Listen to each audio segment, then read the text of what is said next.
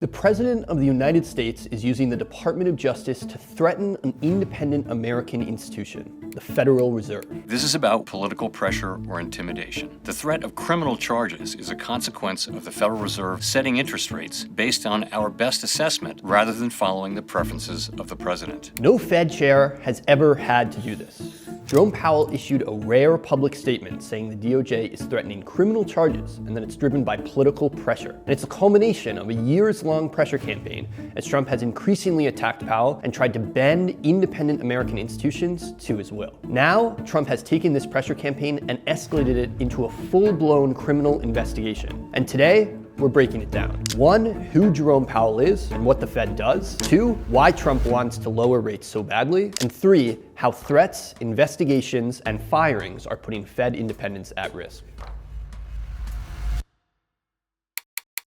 Jerome Powell. Jerome Powell. Jerome Powell. Jerome Powell. Jerome Powell. Jerome Powell. Jerome Powell is the chair of the Federal Reserve and has been since 2018. He was originally appointed by Trump and later reappointed by Biden. His job is to ensure the Fed achieves its dual mandate of maximum employment and stable prices. The Federal Reserve was created to help the US economy remain stable, especially during moments of financial stress. It was designed to be independent, so these decisions aren't driven by politicians just chasing short-term win. And the Fed has several economic tools at its disposal, but its preferred method of lowering inflation and improving employment levels is by setting interest rates. But Powell doesn't decide rates by himself. These decisions are voted on by him and other members of a group at the Fed called the Federal Open Market Committee, or the FOMC. Now, during Trump's first term, he regularly attacked Powell and tried to dictate Fed policy, jeopardizing its independence. Oh, he's a knucklehead. Stupid guy. I'd love to fire his ass. Guy's grossly incompetent. And at one point, Trump even suggested Powell was a bigger threat to the US than China's President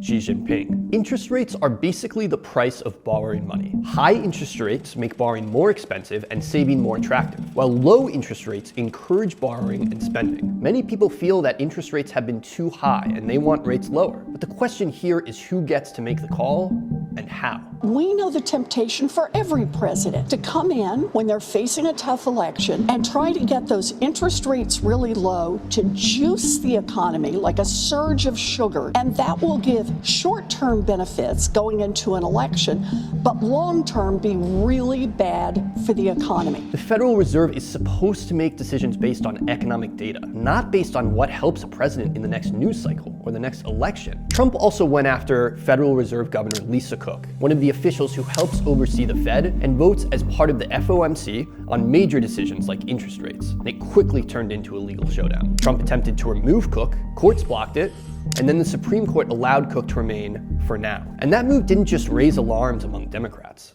President Trump facing growing backlash from some members of his own party over the DOJ's criminal inquiry targeting Federal Reserve Chair Jerome Powell. Key Senate Republicans speaking out against the investigation. North Carolina's Tom Tillis vowing to block any Trump Fed nominees. It's another example of amateur hour as far as I'm concerned. Several Republican lawmakers and conservative legal experts warned that targeting a sitting Fed governor crossed a dangerous line, undermining the independence of the central bank and threatening the credibility of US economic institutions. And when another Fed governor named Ariana Kugler resigned last year, instead of nominating a nonpartisan economist who would put the American people first, Trump placed a loyalist, White House economic aide Stephen Moran onto the board. And ever since, Moran has voted each FOMC meeting exactly as Trump instructed him to. These are all part of an attack campaign against the Fed, against an independent institution trying to do the job it was designed to do. Because if Trump can push out a Fed governor